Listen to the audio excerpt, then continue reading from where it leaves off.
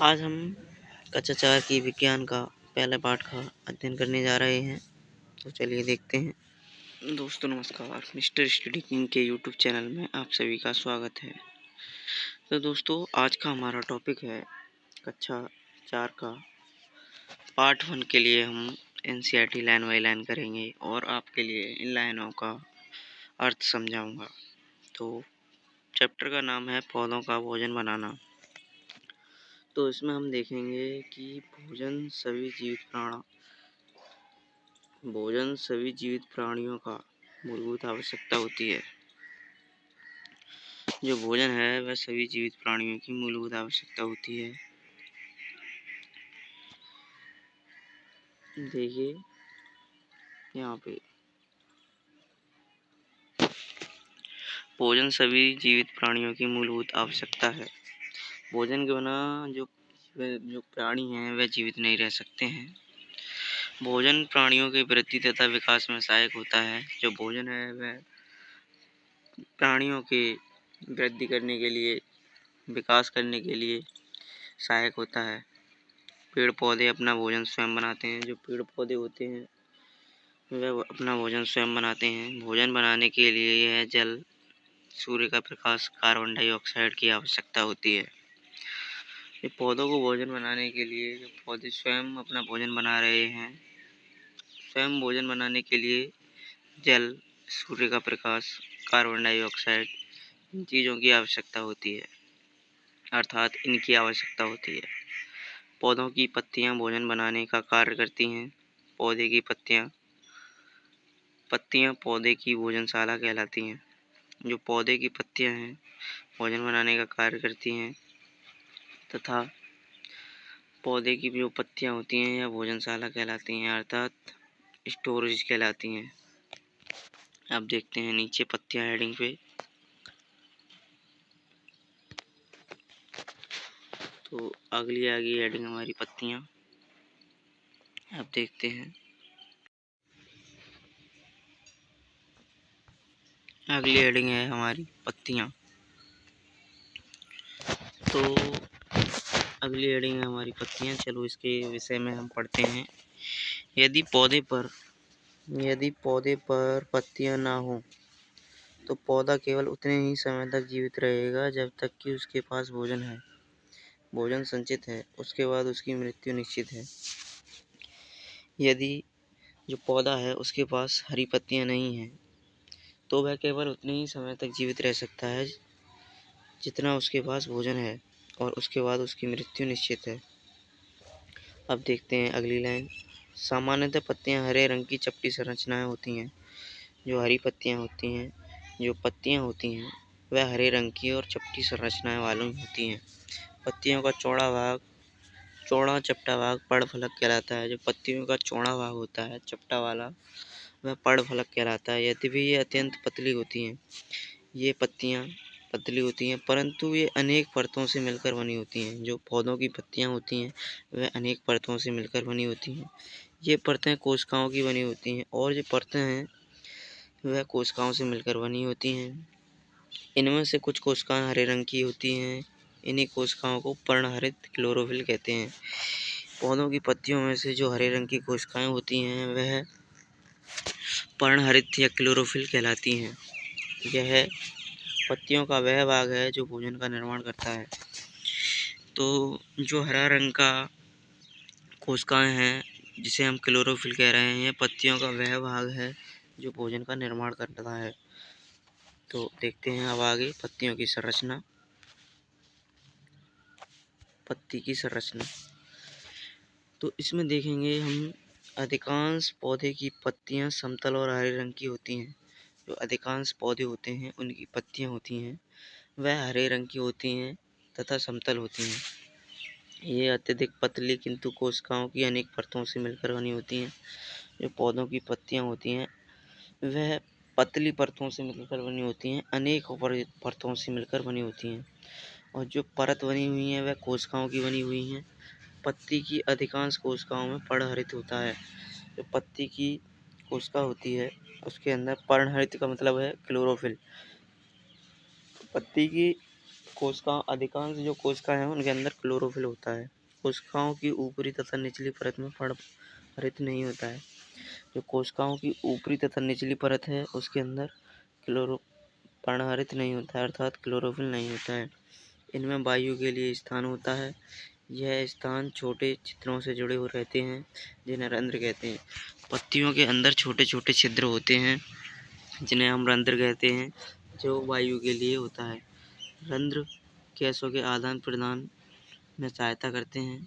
जल की अधिकता को भी रंध्रों द्वारा समाप्त किया जाता है। जो छोटे छोटे छिद्र हैं पत्तियों के अंदर, उनके लिए हम रंध्र कहते हैं। रंध्र गैसों के आदान प्रदान के लिए सहायता करते हैं। ऑक्सीजन, कार्बन डाइऑक्साइड इनके लिए निकालने के लिए, अंदर ग्रहण करने के लिए सहायता प्रदान करते हैं। जल की अधिकता को भी रंध्रों द्वारा, जो जल पत्तियों के अंदर जल जो है अगर अधिक आ गया है तो रंध्र के द्वारा उसे निकाल दिया जाता है बाहर। अब देखते हैं आगे। अगली लाइन है हमारी, सूर्य के प्रकाश में हम देखेंगे। सूर्य के प्रकाश में किसी पत्ती को ध्यानपूर्वक देखिए। तो ये लाइन हमारी हमसे कह रही है कि सूर्य के प्रकाश में हम किसी भी पत्ती को देखेंगे। आप सिराओं के एक जाल को देखेंगे। ये सिराएं एक मध्य सिरा से जुड़ी रहती हैं, जिसे मध्य रीढ़ कहा जाता है, जो शाखा की तथा तने की नलियों से डंठल द्वारा जुड़ी रहती हैं तथा जल तथा खनिज लवण इन सिराओं द्वारा पत्तियों तक पहुँचते हैं। तैयार भोजन को तने की नलियाँ सिराओं द्वारा ले जाती हैं तथा पौधे के विभिन्न भागों तक पहुँचाती हैं। सिराओं में दो नलियाँ होती हैं, एक भीतरी बहाव के लिए तथा दूसरी बाहरी बहाव के लिए। सूर्य के प्रकाश, अब मैं समझा रहा हूँ आपके लिए। अगर हम सूर्य के प्रकाश में किसी भी पत्ती को देखेंगे, सिराओं के मध्य में ये आप देख रहे हैं आंतरिक जाल, इधर देखिए चित्र में, यहाँ पे जाल दिख रहा है। इसमें जब एक पत्तियाँ आपने देखी होंगी, बीच में एक बड़ी सी डंठल सा होता है जिसे मध्य रीढ़ कहा जाता है, जो शाखा तथा तने की नलियों से डंठल द्वारा जुड़ी रहती हैं। हाँ, आपने पत्ता देखा होगा, तो ये देखिए यहाँ पर जो डंठल है, ये जो डंठल है, ये देखिए डंठल, इसके लिए हम मध्य रीढ़ बोल रहे हैं। तो देखिए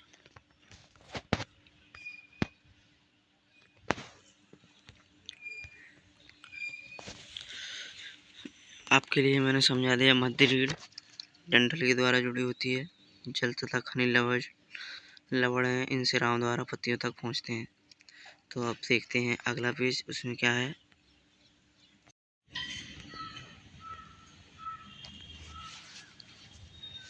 अब देखिए अगली हेडिंग है हमारी, प्रकाश संश्लेषण। पत्तियां पर्णहरित की उपस्थिति में जल और कार्बन डाइऑक्साइड मिलकर सूर्य के प्रकाश में अपना भोजन, शर्करा और ऑक्सीजन बनाते हैं। भोजन बनाने की इस प्रक्रिया को प्रकाश संश्लेषण कहते हैं। जो पत्तियां होती हैं वह क्लोरोफिल, पर्णहरित का मतलब है क्लोरोफिल। क्लोरोफिल क्या है? पत्तियों के अंदर जो छोटे छोटे छिद्र होते हैं, रंध्र, वहाँ पे होता है क्लोरोफिल। वहाँ से जल और कार्बन डाइऑक्साइड से मिलकर सूर्य के प्रकाश में अपना भोजन बनाती हैं। जल और कार्बन डाइऑक्साइड से मिलकर सूर्य के प्रकाश में अपना भोजन बनाते हैं। भोजन में क्या बनाती हैं? शर्करा और ऑक्सीजन। भोजन बनाने की इस प्रक्रिया को ही फोटोसिंथेसिस, प्रकाश संश्लेषण, फोटोसिंथेसिस कहते हैं। इधर ये दिया हुआ है, जल, कार्बन डाइऑक्साइड, सूर्य का प्रकाश चाहिए, तो क्या बना रही हैं? शर्करा प्लस ऑक्सीजन। ये आपके लिए उदाहरण दे दिया है, जो कि मैंने समझाया है। अब देखते हैं आगे शर्करा के प्रकार। तो शर्करा के प्रकार, शर्करा 4 प्रकार की होती है। कितने प्रकार की होती है? 4 प्रकार की शर्करा होती है। पहली शर्करा है हमारी फल शर्करा, जैसे ग्लूकोज कहते हैं। दूसरी है गन्ने की शर्करा। तीसरी है मांड या श्वेतसार स्टार्च। चौथा है सेलुलोज। ये 4 प्रकार की शर्करा होती हैं, जो नीचे लिखी हुई हैं, ये देख लीजिए। अब पहला है हमारा फल शर्करा। फल शर्करा सबसे सरल शर्करा है। गन्ने की शर्करा भी एक सरल शर्करा है, किंतु मांड जटिल शर्करा है। सेलुलोज सबसे जटिल शर्करा है। ग्लूकोज और गन्ने की शर्करा बहुत मीठी होती है, किंतु मांड या सेलुलोज नहीं। पौधे में जितना रेशेदार भाग है वह सब सेलुलोज से बना होता है या सेलुलोज का बना होता है। गेहूँ, मक्का, चावल, आलू में मांड होता है। तो आप देखेंगे कि जो फल है वह सबसे सरल शर्करा है। पहली शर्करा है फल, जो सबसे सरल शर्करा है। गन्ने का शर्करा भी एक सरल शर्करा है। फल का जो उदाहरण है फल शर्करा का, उसमें गन्ना है, किंतु मांड जटिल शर्करा है। जो ये वाला तीसरा नंबर का जो शर्करा है, गन्ने की शर्करा भी सरल शर्करा है, ये भी सरल शर्करा है, ये भी सरल शर्करा है, किंतु मांड है जो वह एक जटिल शर्करा है। सेलुलोज जो नंबर 4 की है वह सबसे जटिल शर्करा है। नंबर 3 है मध्यम है, और ये दोनों हमारे सरल शर्करा के अंतर्गत आते हैं। ग्लूकोज और गन्ने की शर्करा बहुत मीठी होती है। ग्लूकोज और गन्ना इन दोनों की शर्करा बहुत मीठी होती है, किंतु मांड या सेलुलोज की नहीं। नंबर 3 और 4 वाली शर्करा होती है वह बहुत मीठी नहीं होती है। पौधे में जितना रेशेदार भाग है वह सब सेलुलोज का बना होता है। तो गेहूँ, मक्का, चावल, आलू में मांड होता है। तो आपने ये शर्करा के प्रकार के लिए समझ लिया है। अब पढ़ते हैं प्रकाश संश्लेषण की क्रिया।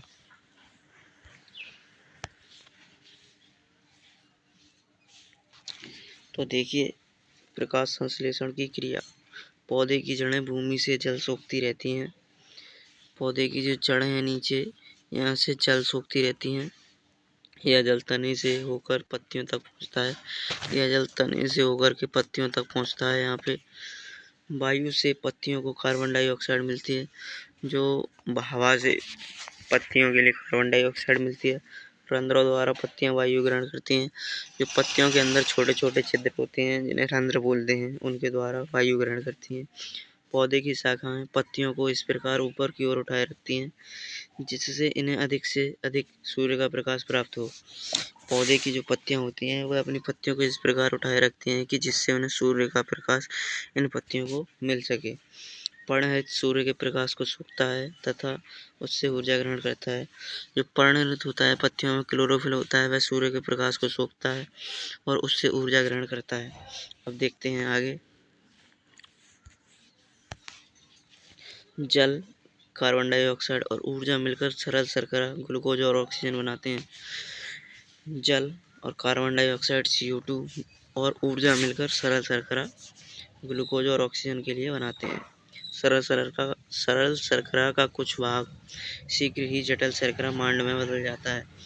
जो सरल शर्करा ये जल और कार्बन डाइऑक्साइड और ऊर्जा मिलकर सरल शर्करा बनाते हैं। सरल शर्करा का कुछ भाग जल्दी ही जटिल शर्करा मांड में बदल जाता है, जैसा कि मैंने ऊपर आपके लिए समझाया है। ये देखिए मांड शर्करा, सरल शर्करा बनाते हैं ये, और ये मांड में बदल जाता है। देखिए अब आगे। नागफनी उदाहरण देखिए। नागफनी जैसे रेगिस्तानी पौधों में पत्तियां नहीं होती हैं। जो नागफनी पौधा है वह रेगिस्तानों में पाया जाता है। उसके अंदर पत्तियां नहीं होती। वे अपना भोजन अपने नरम मांसल हरे तनों से बनाते हैं। वे अपना जो नागफनी है रेगिस्तान में पौधा मिलता है, ये अपना भोजन नरम मांसल हरे तनों से बनाता है। कुकुरमुत्ता और फफूंदे जैसे पौधे में पर्णहरित नहीं पाया जाता है। जो कुकुरमुत्ता होता है और फफूंदी जैसे पौधों में पर्णहरित क्लोरोफिल नहीं पाया जाता है। वे अपना भोजन स्वयं नहीं बना सकते हैं। वे अपना भोजन सड़े गले वनस्पति पदार्थों से प्राप्त करते हैं। जो कुकुरमुत्ता और फफूंदी है, इन प्रकार के जो पौधे होते हैं वे अपना भोजन स्वयं नहीं बना सकते हैं। सड़े गले वनस्पति पदार्थों से अपना भोजन प्राप्त करते हैं। आप देखते हैं रोचक तथ्य। रोचक तथ्य लिखा हुआ है प्रकाश संश्लेषण की क्रिया को ऊर्जा बंधन क्रिया भी कहते हैं। जो प्रकाश संश्लेषण की क्रिया है उसको ऊर्जा बंधन क्रिया भी कहते हैं। अब देखते हैं पत्तियों के कार्य। तो पत्तियों के कार्य अगली हेडिंग है हमारी। इसमें पहला नंबर 1 है प्रकाश संश्लेषण की क्रिया पत्तियों के द्वारा होती है। जो फोटोसिंथेसिस होता है, प्रकाश संश्लेषण होता है, वह पत्तियों के द्वारा होती है। ये कार्बन डाइऑक्साइड ग्रहण तथा ऑक्सीजन निष्कासित करके पौधों की भोजन बनाने में सहायता करती है। पहली हेडिंग के अनुसार हम देखेंगे प्रकाश संश्लेषण की जो क्रिया है वह पत्तियों के द्वारा ही होती है। यह CO2 कार्बन डाइऑक्साइड को ग्रहण करती है, ऑक्सीजन को बाहर मुक्त करती है और पौधे को भोजन बनाने में सहायता करती है। दूसरी हेडिंग है हमारी, पत्तियां पौधे के प्रजनन के लिए आवश्यक ऑक्सीजन को ग्रहण करती हैं। जो पत्तियां होती हैं पौधे के प्रजनन के लिए आवश्यक ऑक्सीजन को ग्रहण करती हैं। अब देखिए नंबर 3 देखिए यहाँ पे, पत्तियां गैसों का आदान प्रदान, पानी का वाष्पीकरण, वाष्पोत्सर्जन और भोजन का भंडारण भी करती हैं। जो पत्तियां होती हैं ये गैसों का आदान प्रदान भी कर रही हैं, पानी का वाष्पीकरण भी कर रही हैं और भोजन का भंडारण, भोजन का स्टोर भी कर रही हैं। अब नंबर 4 पे देखते हैं, प्रकाश संश्लेषण में विभिन्न वस्तुओं की आवश्यकता को दर्शाने के लिए आइए अग्रलिखित प्रयोगों को करें। और जो प्रकाश संश्लेषण में विभिन्न वस्तुओं की आवश्यकता होती है उसे दिखाएंगे अगले इसी वाले पार्ट में, अगले पेज में। तो चलिए देखते हैं। और यहाँ पे एक लिखा हुआ है शॉर्टकट में, प्रकाश संश्लेषण जल को तोड़कर ऑक्सीजन निकालता है एवं CO2 को शर्करा के रूप में बदल देता है। जो प्रकाश संश्लेषण है यह जल को तोड़ देता है, ऑक्सीजन निकालता है और CO2 को शर्करा के रूप में मुक्त कर देता है। चलिए अब देखते हैं अगला पेज। तो देखिए अब हम आ गए हैं अगले पेज पर। पहले प्रयोग से हम समझेंगे।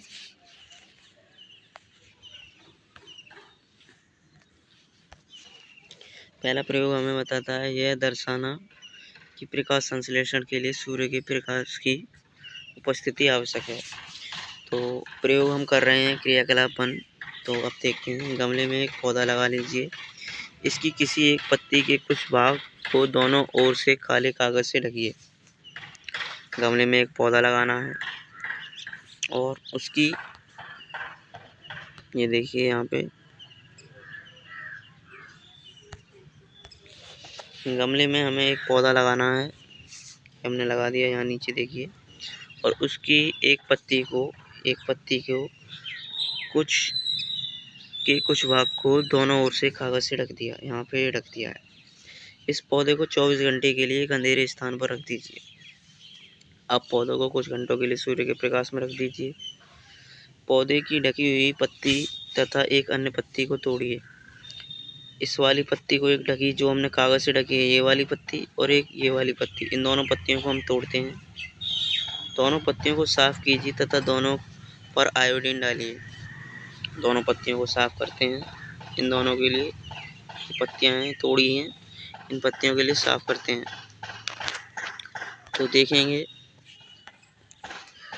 आप देखेंगे कि ढके हुए भाग का रंग नहीं बदला है, जबकि बिना ढके भाग का रंग मांड की उपस्थिति के कारण नीला हो जाता है।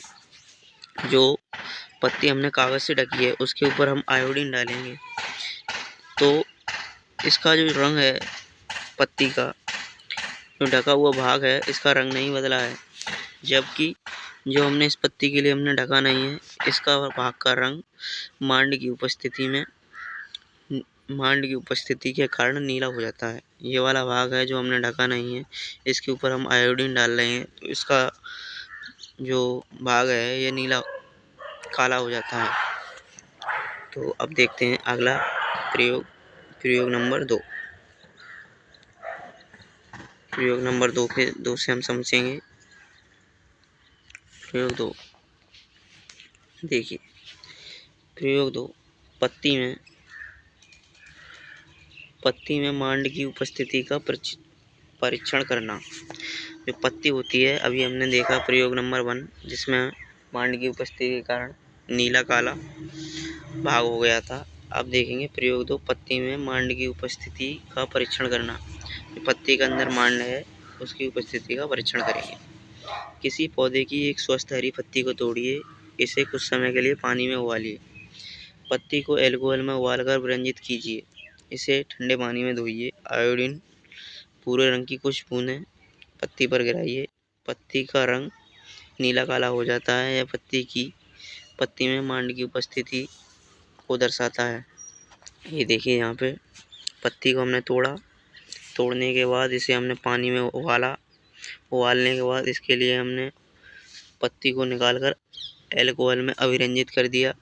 इसे ठंडे पानी से धोने के बाद आयोडीन है, आयोडीन की कुछ बूंदें हम इस पत्ती के ऊपर डालेंगे। ये जो पत्ती है, इस पत्ती के ऊपर आयोडीन की कुछ बूंदें डालेंगे, जिससे इस पत्ती का रंग नीला काला हो जाता है। यही हमारी मांड की जो उपस्थिति है, इसको दर्शाता है कि पत्ती के अंदर मांड उपस्थित है। चलिए अब देखते हैं आगे। तो ये वाला पेज खत्म हो गया है, अब अगले पेज पर चलते हैं।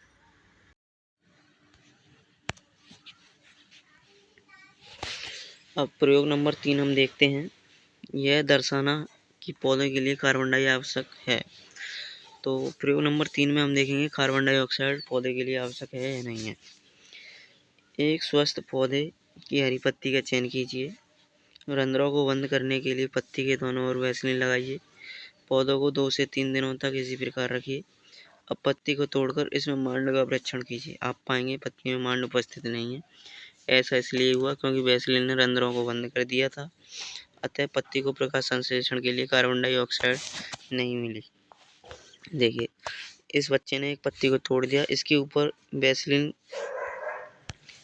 लगाई है। वैसलीन लगाने के बाद 2 से 3 दिन के लिए इस पत्ती के लिए रख दिया, जिससे पत्ती के रंध्र बंद हो गए। पत्ती के अंदर छोटे छोटे जो छिद्र होते हैं, जिन्हें हम रंध्र बोलते हैं, ये दोनों ओर से वैसलीन लगाने से बंद हो गए। अब हम इसमें परीक्षण करेंगे कि इसमें मांड उपस्थित है या नहीं है। तो जैसे ही हमने नीचे देखिए, जैसे ही हमने परीक्षण किया तो हमें पता चला इसके अंदर रंध्र बंद, वैसलीन लगाने से जो रंध्र बंद हो गए थे, वह पत्ती को प्रकाश संश्लेषण के लिए कार्बन डाइऑक्साइड नहीं मिली। जैसे ही पत्ती के अंदर हमें पता चला कि मांड उपस्थित नहीं है। ऐसा क्यों हुआ? क्योंकि पत्ती के ऊपर हमने वैसलीन लगाई थी, जिससे पत्ती के रंध्र बंद हो गए थे। प्रकाश संश्लेषण के लिए कार्बन डाइऑक्साइड नहीं मिली। अर्थात जो प्रकाश संश्लेषण की क्रिया हो रही थी, उसके लिए हमें कार्बन डाइऑक्साइड नहीं मिली। अब देखते हैं उदाहरण प्रयोग नंबर 4। अब प्रयोग 4 से हम समझेंगे। यह दर्शाना है कि प्रकाश संश्लेषण के लिए पर्णहरित आवश्यक है। पर्णहरित का मतलब होता है क्लोरोफिल। तो देखिए, कॉलियस पौधे की एक पत्ती लीजिए, इसमें हरित तथा अहरित दोनों क्षेत्र हैं। जो कॉलियस पौधा है, नीचे देखिए, जो कॉलियस पौधा है, इसके अंदर हरा तथा अहरित दोनों क्षेत्र पाए जाते हैं। अहरित भाग में पर्णहरित नहीं होता है। जो अहरित, ये संतरी सा जो भाग दिख रहा है, इसके अंदर क्लोरोफिल नहीं होता है, यह भोजन नहीं बनाता है। इस पत्ती के हरित भाग को साफ करें। जो हरा हरा भाग है इस पत्ती में, इसको साफ करना है। आयोडीन मिलाकर पत्ती में मांड का परीक्षण करें। आप पाएंगे हरा भाग नीला हो गया है, नीला काला हो गया है। यह दर्शाता है प्रकाश संश्लेषण के लिए पर्णहरित आवश्यक है। आप देखेंगे यहाँ पे, देखिए पौधे का हमने कॉलियस पौधे की एक पत्ती है, इसके अंदर हरा भाग है और संतरी सा भाग है। जो हरा हरा भाग है, यह पौधे का भोजन बनाता है, तथा जो संतरी सा जो भाग दिख रहा है यहाँ पे, यह पौधे का भोजन नहीं बनाता है। अगर हम इसका परीक्षण करेंगे तो हरे भाग के ऊपर हम आयोडीन की कुछ बूंदें डालेंगे, तो इसमें पता चलेगा कि इसमें हरे भाग में मांड उपस्थित है, जिसके कारण यह हरा भाग नीला काला हो गया है। तो यह दर्शाता है कि प्रकाश संश्लेषण के लिए पर्णहरित आवश्यक है। तो अब हमने ये समझ लिया है। अब चलते हैं अगले पेज पर। तो अब हम आ गए हैं अगले पेज पर। देखिए, पहली हेडिंग है आहरित पौधे। हम जानते हैं कि हरी पत्तियों वाले पौधे भोजन बनाते हैं। हम यह भी जानते हैं कि भोजन बनाने के लिए पत्तियों में पर्णहरित की उपस्थिति आवश्यक है। हमने 4 प्रयोग किए थे, जिसके अंदर हमने देखा कि जो हरी पत्तियां वाले पौधे हैं वह भोजन बनाते हैं। इनके लिए क्लोरोफिल पर्णहरित की उपस्थिति आवश्यक है। तो देखते हैं, नागफनी, मशरूम, मोल्ड तथा क्रोटन की पत्तियां हरी नहीं होती हैं। नागफनी में पत्तियां कांटों के रूप में होती हैं। भोजन इसके मोटे हरे तनों से बनाया जाता है। जो नागफनी का पौधा है, इसके अंदर कांटे हैं तथा यह अपना भोजन जो मोटे मोटे तने हैं इसके, उनसे यह अपना भोजन बनाता है। देखते हैं अब आगे। कुछ पौधे जैसे क्रोटोन की अधिकतर पत्तियां लाल होती हैं। इन पौधों में पर्णहरित होता है, किंतु यह दूसरे रंग द्वारा ढका होता है, इसलिए ये अपना पौधे अपना भोजन स्वयं बना सकते हैं। जो क्रोटोन का पौधा है, ये आप इधर देख रहे होंगे, इसमें पत्तियां होती हैं वो लाल रंग की होती हैं तथा इन पौधों में पर्णहरित होता है और यह दूसरे रंग द्वारा ढका होता है। जो पर्णहरित क्लोरोफिल है वह दूसरे रंग के द्वारा ढका होता है, इसलिए ये पौधे क्रोटोन पौधे हैं। ये अपना भोजन स्वयं बना सकते हैं। अब देखते हैं आगे। मशरूम और कवक, फूंदी जैसे पौधों में पर्णहरित नहीं होता है, इसलिए ये अपना भोजन स्वयं नहीं बना सकते। ये अपना भोजन मृत और सड़े गले पदार्थों से प्राप्त करते हैं। जो आप चित्र में देख रहे होंगे, जो मशरूम है, ये अपना भोजन स्वयं नहीं बना सकते हैं। मशरूम और कवक ये भोजन स्वयं नहीं बना सकते हैं। ये मृत और सड़े गले पदार्थों से अपना भोजन प्राप्त करते हैं। अब हमारा चैप्टर खत्म हो गया है। इसमें कुछ महत्वपूर्ण बिंदु दिए गए हैं, इन्हें हम देखते हैं। तो महत्वपूर्ण बिंदु हैं, हरे पौधे अपना भोजन स्वयं बनाते हैं, बिल्कुल सही बात है। पर्णहरित की उपस्थिति के कारण पत्तियों का रंग हरा होता है। ये पौधे अपना भोजन का कारखाना कहलाते हैं। जो पर्णहरित जो क्लोरोफिल की उपस्थिति के कारण पत्तियों का रंग हरा होता है, ये पौधों के भोजन का कारखाना कहलाती हैं, अर्थात स्टोर रूम कहलाती हैं। पौधों की भोजन बनाने की प्रक्रिया को प्रकाश संश्लेषण कहते हैं। जो पौधों में भोजन बनाने की जो क्रिया होती है, इसके लिए हम प्रकाश संश्लेषण कहते हैं। पौधे बनाने के लिए इन्हें जल, पर्णहरित सूर्य का प्रकाश तथा कार्बन डाइऑक्साइड की आवश्यकता होती है। भोजन बनाने के लिए इन्हें जल चाहिए, क्लोरोफिल, सूर्य का प्रकाश और कार्बन डाइऑक्साइड की आवश्यकता होती है। प्रकाश संश्लेषण की क्रिया में ग्लूकोज का निर्माण होता है तथा ऑक्सीजन को वातावरण में छोड़ा जाता है। तो प्रकाश संश्लेषण की जो क्रिया है, उसके अंदर ग्लूकोज का निर्माण होता है तथा ऑक्सीजन को वातावरण में छोड़ा जाता है। ग्लूकोज प्रकाश संश्लेषण की क्रिया में बदलता है। ग्लूकोज है वह प्रकाश संश्लेषण की क्रिया में बदलता है। भोजन पत्तियों, तना, फलों तथा बीजों में संरक्षित होता है। जो भोजन होता है वह तने के अंदर, पत्तियों में, फलों तथा बीजों के अंदर संरक्षित होता है।